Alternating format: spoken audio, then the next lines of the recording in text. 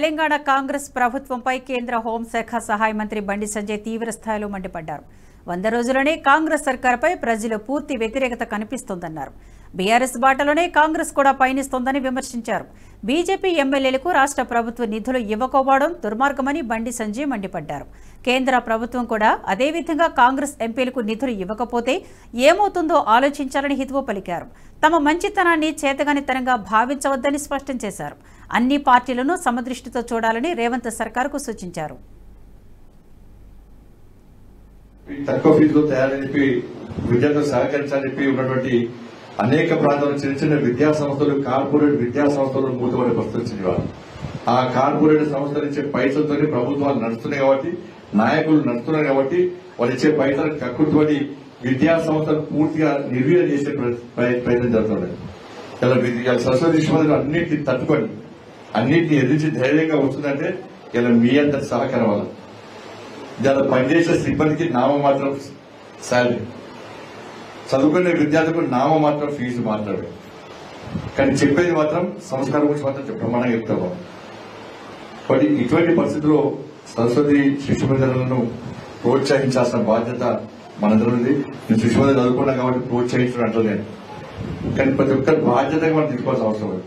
శిశు మందిరాలు లేకుంటే ఈ దేశంలో విద్యా సంస్థలు, విద్యా వ్యవస్థ పూర్తిగా నిర్వీర్యమే పరిస్థితి. ఇవాళ ప్రభుత్వ ఉపాధ్యాయులు కానీ, ప్రైవేటు ఉపాధ్యాయులు కానీ వాళ్ళ శిశు మందిరాల్లో ఉన్నటువంటి ఉపాధ్యాయులతో మాట్లాడి శిశు మందిరాల్లో కల్చర్ మొత్తం విషయం తెలుసుకున్న తర్వాత ఇవాళ పాఠశాలలో నేర్పించే పరిస్థితి. ఫ్యాషన్ మారింది ఇప్పుడు, ఇవాళ వాళ్ళ పాత మందికి వచ్చేస్తుంది. ఇవాళ ఇటువంటి పరిస్థితుల్లో మనందరం కూడా వీటిని ప్రోత్సహించాల్సిన బాధ్యత ఉంది.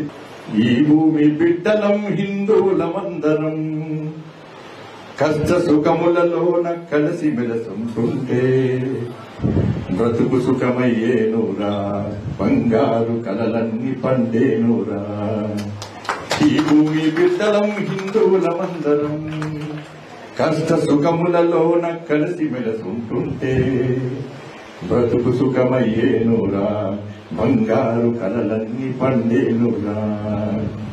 ఉన్నోడు లేనోడు అన్న తేడా లేక అమ్మ ఒడిలో బిడ్డలాటాడుకున్నట్టు, ఒక తీగ పువ్వులై ఒక పాట మాటలై కష్ట సుఖములలోన కలిసి మెలసుంటుంటే బ్రతుకు సుఖమయ్యేనురా, బంగారు కలలన్నీ పండేనురా.